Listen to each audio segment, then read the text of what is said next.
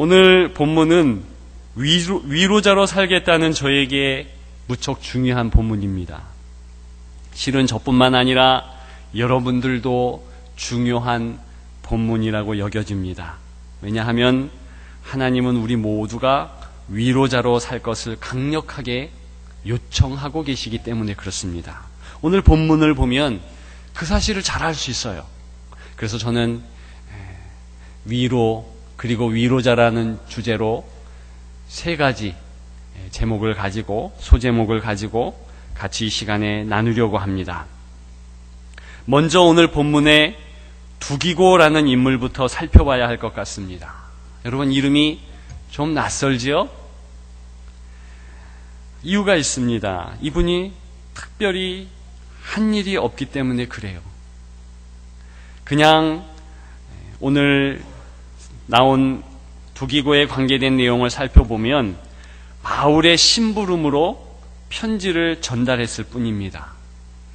그래서 사도행전이나 다른 서신서들의 이분의 흔적들을 살펴보면 이분은 유대인이 아니라 이방인입니다.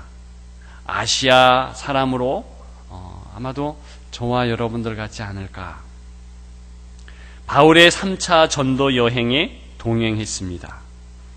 또 마게도냐와 아가야 지방에서 헌금한 구제금을 가지고 예루살렘을 방문한 6 신실한 사람들 중에 한 명이었습니다. 또 바울이 로마 감옥에 수감되어 있는 동안에 오늘 이렇게 에베소서와 그리고 골로새서를 각각 성도들에게 나누어주는, 전달해주는 그런 역할을 했다는 것입니다. 그리고 바울이 그레데에서 목회하는 디도에게 너를 보고 싶다. 그런 바울의 마음을 전달했던 사람도 역시 두기고였습니다. 이것이 성경에 기록된 그의 행적의 전부입니다. 한마디로 심부름꾼이었죠. 한 일이 별로 중요하지도 않고 주목도 못 받았습니다. 그런데 오늘 본문에 보면 이분이 바로 위로자라는 것입니다. 22절에 보면 위로하기 위하여 내가 특별히 그를 너희에게 보내었노라. 위로하기 위해서 보냈다는 것입니다. 저는 성경을 보면서 위로자 하면 떠오르는 얼굴 바나바, 또 바울도 그 일을 잘했고 디모데도 위로의 사람이었습니다. 디도도 잘했고 그랬는데 그런 분들을 생각하면 부담이 없지 않은데 두기고 같은 사람이 위로자다. 특히 바울에게 위로가 되었고 바울의 심부름을 잘하는 자다. 그것을 생각할 때 만일 제가 다른 것보다도 다른 인물보다도 두기고와 같은 일을 감당하고 또 그분과 같이 하나님 앞에서 너 위로자다. 이런 칭찬과 격려와 그런 말씀을 인정을 들으면 감사하겠다 싶었습니다. 그리고 부담이 없잖아요. 심부름만 잘하면 된다. 그런 생각을 오늘 본문을 통해서 했었습니다. 어떻게 위로의 일을 하는 것인가? 그리고 우리가 생각해야 할 점이 무엇인가? 첫 번째는 이 위로자는 보냄을 받았다는 사실을 알 수 있습니다. 지금 누가 누구에게 보냄을 받았습니까? 두기고가 바울의 보냄을 받았습니다.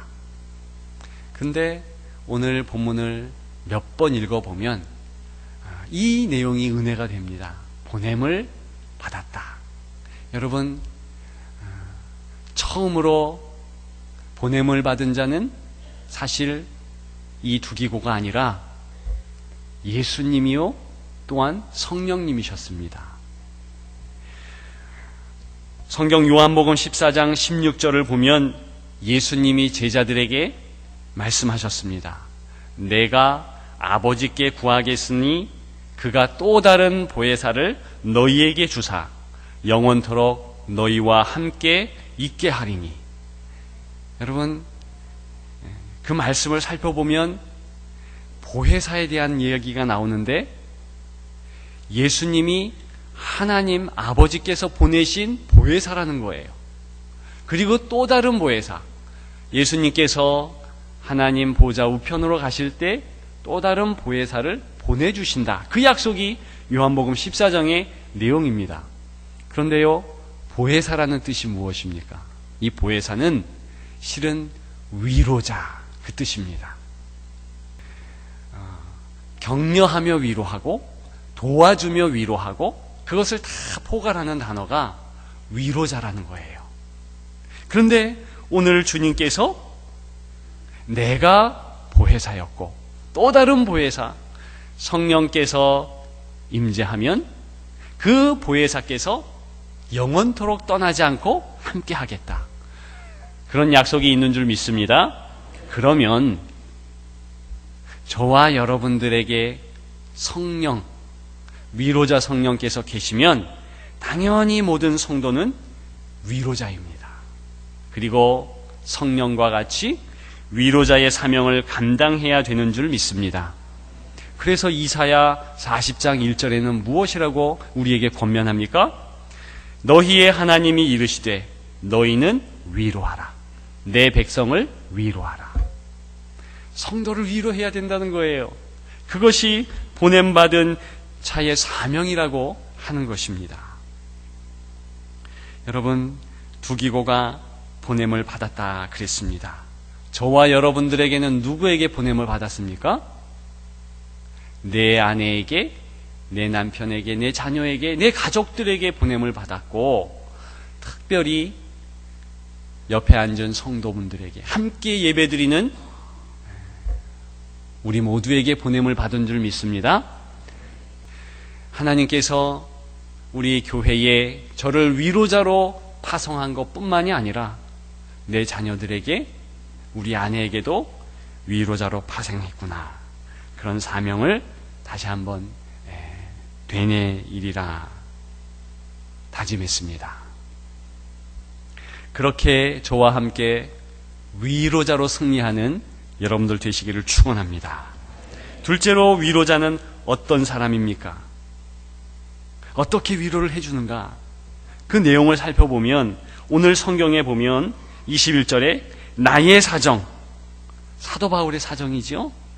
나의 사정 곧 내가 무엇을 하는지 너희에게도 알리려 하노니, 이렇게 얘기해요. 22절에도 우리 사정을 알리고 사실을 가르쳐주는 거예요.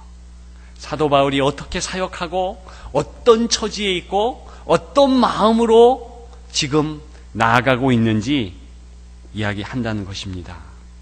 여러분, 실은 이것이 어려워요. 이것이 어려워요.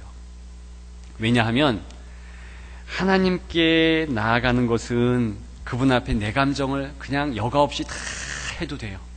그런데 사람에게, 지금 바울의 심부름꾼으로서 두기고가 에베소 교회 사람들을 만나러 가잖아요. 그러면 자칫 잘못하면 내 생각, 내 뜻, 내 감정 여기에 치우치면 오해하게끔 만듭니다.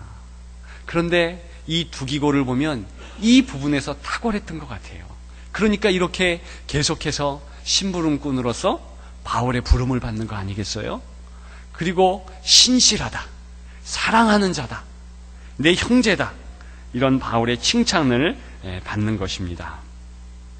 성령님의 만져주심으로 해야지 다른 마음으로 하면 안 되겠다. 오늘 이 본문을 보면서 저는 기도에 대해서 다시 생각했습니다. 여러분, 기도는 무엇입니까? 내 사정과 내 감정을 솔직히 하나님께 아뢰는 것입니다. 예레미야 17장에는 예레미야의 기가 막힌 기도가 나오잖아요. 무슨 기도냐 하면 치욕을 당하게 하소서, 멸망으로 그들을 멸하소서. 성도 같지 않은 그의 기도를 볼 수 있습니다. 나를 박해하는 자로 치욕을 당하게 하소서. 또 재앙의 날을 그들에게 임하게 하시되 몇 배나 내가 받은 상처 어려움보다 훨씬 더 크게 응징하소서. 그렇게 요구해요. 자신의 마음을 몰라주고 자신을 핍박하는 동족들에 대해서 가감없이 불쾌한 심정을 토로합니다. 그런데 여러분 잘 생각해 보면 그런 식으로 기도하지 않으면 안 돼요. 제가 왜 이런 이야기를 하냐면 그렇게 내 감정과 내 사정을 하나님 앞에 그대로 기도할 수 없는 시대가 있었다는 겁니다. 아주 오랜 기간 가운데. 여러분, 종교개혁 그 이전 중세부터 종교개혁 그 많은 기간 가운데 하나님 앞에 나와서 내 마음대로 기도할 수 없었습니다. 모르는 내용이군요. 여러분, 사실은 종교개혁의 시발점은 바로 기도를 회복해야 되겠다라는 생각에서 비롯됐다는 거예요. 종교개혁 당시 종교개혁을 시작했던 마르틴 루터는 캐톨릭 신부였잖아요. 그가 그 당시를 이렇게 고백합니다. 교회법에 따라 기도를 암송하고 이런 식으로 묵주 기도를 드리는 것이 나의 의무다. 하지만 하나님이 이것을 기뻐하는지 즐거워하시는지 내 기도를 들으시는지는 나는 알 수 없다. 여러분, 지금도 천주교는 묵주 기도라는 것을 합니다. 공동 기도소가 있어요. 그래서 성인들이 있어가지고 그 사람들의 이름을 이렇게 한 날 한 날 짚어가면서 기도를 해요. 그래서 당시에도 공동 기도소를 배부하고 그것만 기도해야 됐고, 우리처럼 하나님 앞에 내 죄를 자복하는 거 있을 수 없어요. 지금도 그렇잖아요. 고해 성사를 해야 되지 내 기도를 어떻게 하나님 앞에 내 감정을 실어서 만군의 하나님, 만유의 주 앞에 어떻게 기도를 할 수 있다는 것입니까? 즉흥적으로 내 마음대로 감정대로 기도하는 것 절대 금했습니다. 여러분 한번 상상해 보세요. 생각해 보세요. 새벽 기도 시간이에요. 그런데 우리 목사님들이 다니면서 예배 후에 공동 기도문 나눠준 대로 기도 안 하면, 그리고 다른 기도 내 형편 따라서 내 사정을 예레미야와 같이 기도하면 딱 뭐라 그러는 거예요. 주의를 줘요. 그리고 더 심하게 하면 끌고 가요. 끌고 가서 벌금을 내게 하고 따로 1시간 성경 공부를 시킨다고 생각해 보십시오. 여러분, 이게 그 당시 상황이었어요. 오죽했으면 저와 여러분들은 당연하게 생각하는 기도에 대한 것을, 대학자이며 종교개혁자 존 칼빈은 기도를 이렇게 정의했습니다.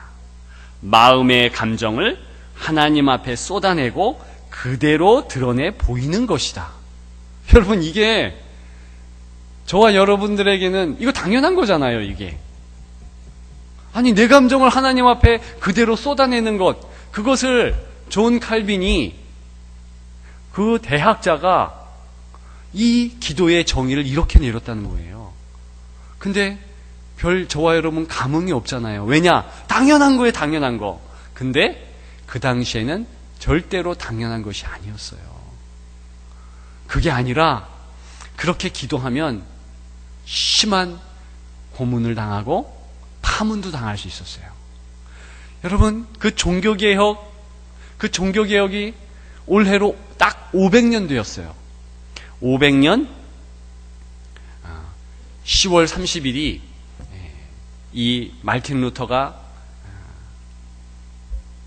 그 95개의 반박문을 이제 성 베드로 성당을 건축하기 위해서 사람들한테 면죄부를 돈으로 팔았잖아요.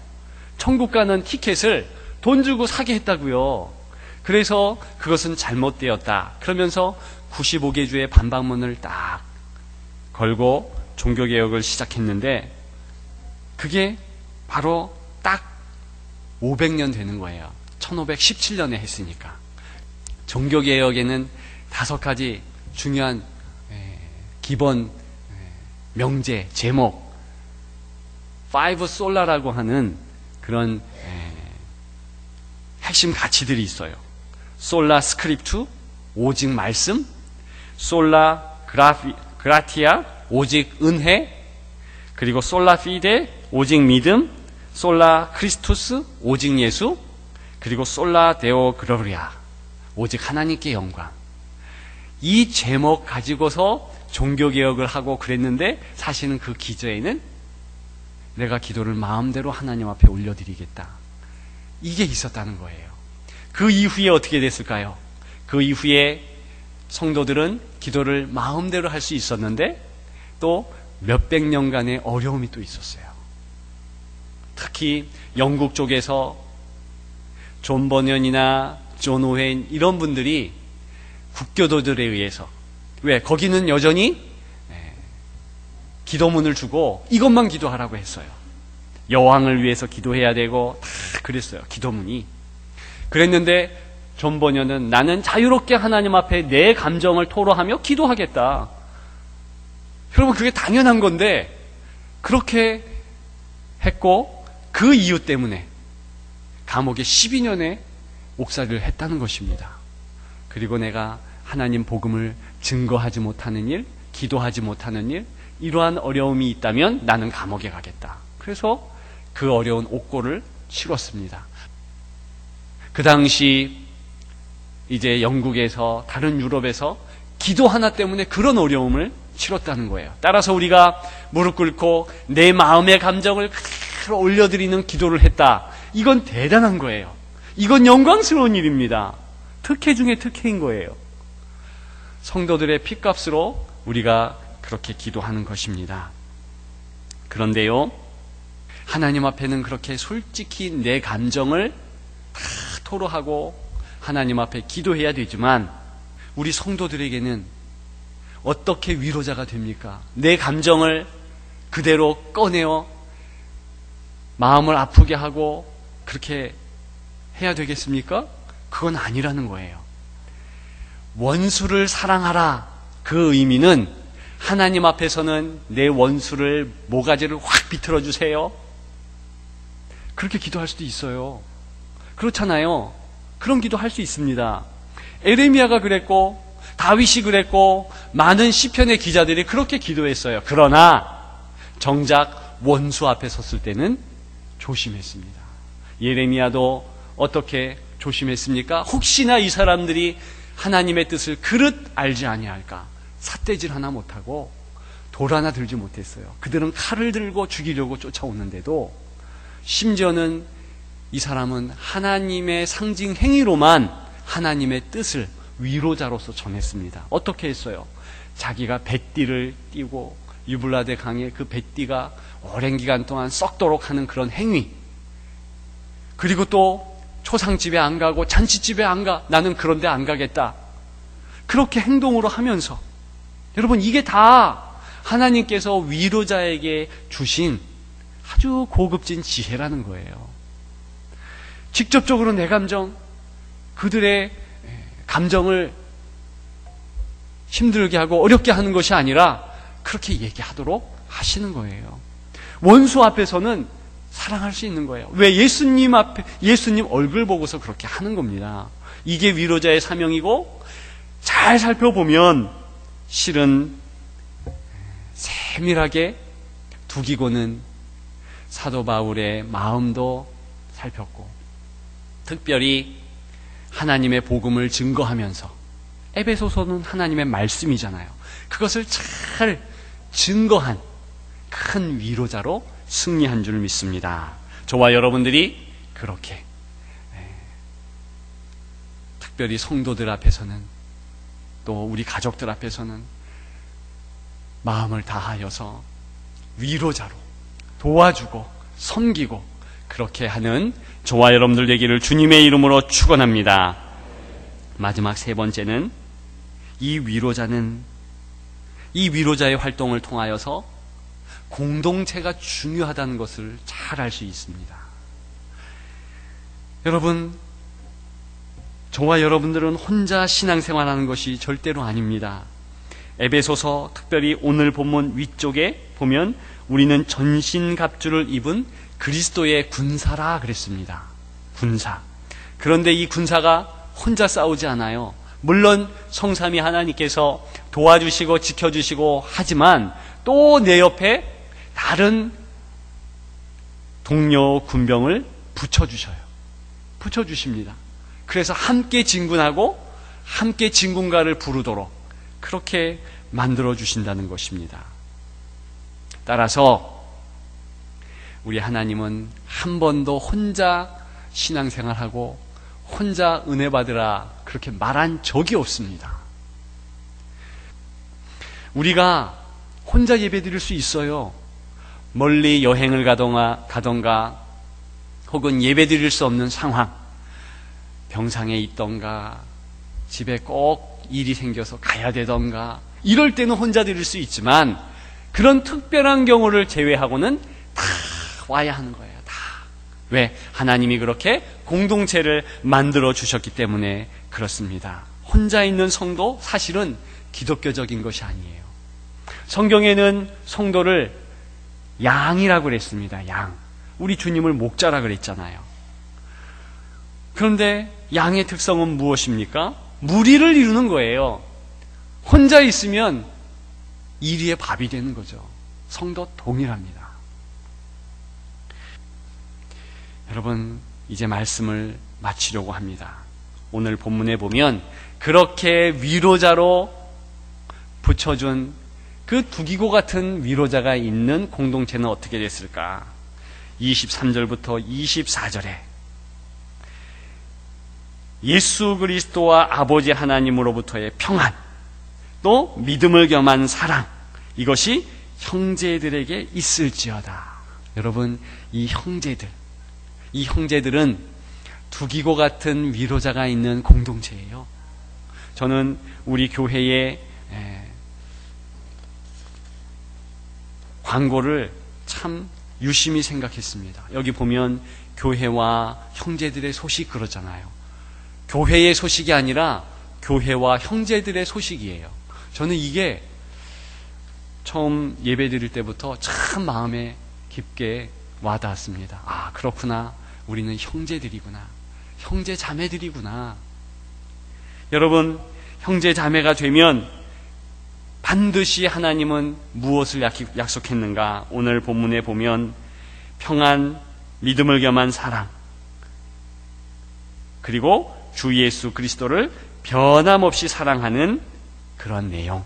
이것이 지금 23절과 24절에 실은 연결된 기결로 두기고와 같은 또는 바울과 같은 그리고 에베소 성도들과 같은 함께하는 위로자가 있을 때 하나님이 이러한 큰 은혜를 주셨다. 이것을 보여주시는 내용인 줄 믿습니다. 저는 이런 면에서 큰 위로를 받습니다. 다른 건 몰라도 두기고와 같이 여러분들을 섬기리라 그렇게 각오했습니다.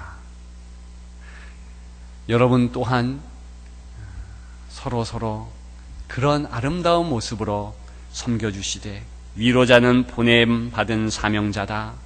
위로자는 그 사람의 형편, 그 사람의 사정, 또 하나님의 복음을 전해주는 사람이다. 그리고 위로자는 우리가 가족됨을 다시 한번 생각나게 하는 자다. 그것을 기억하셔서 위로자로, 특별히 하나님의 위로자로 승리하는 저와 여러분들 되시기를 주님의 이름으로 축원합니다.